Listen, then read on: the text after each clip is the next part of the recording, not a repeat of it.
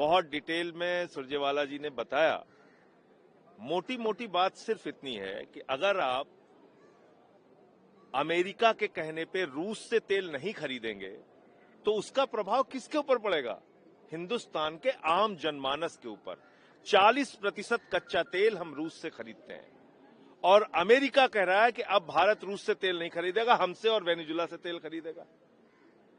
और अगर रूस से आप तेल नहीं खरीदते हैं तो करीब करीब 80,000 करोड़ रुपए का भार इस देश की जनता के ऊपर पड़ेगा, उसके जेब के ऊपर पड़ेगा। तो ये जेब काटने का काम इस देश के लोगों का आप क्यों कर रहे हैं? किस दबाव में कर रहे हैं?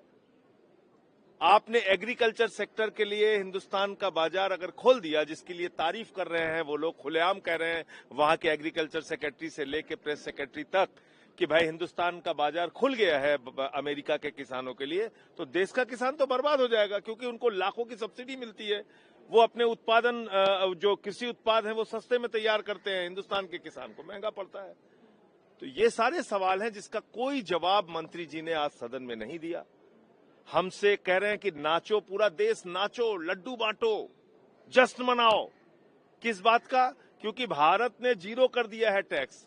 भारत पहले 29% टैक्स लेता था, उसने जीरो कर दिया। जो पॉलिसी का जिक्र अभी सुरजेवाला जी ने किया कि डेवलपिंग कंट्रीज ज्यादा टैरिफ लगाते हैं, तो हम 29% से जीरो पे आ गए, वो 3% से 18 पे चले गए। तो हमने कौन सा ऐसा कमाल का ट्रेड डील कर लिया भाई उनके साथ? किस बात का जश्न मनवा रहे हो आप इस देश के लिए?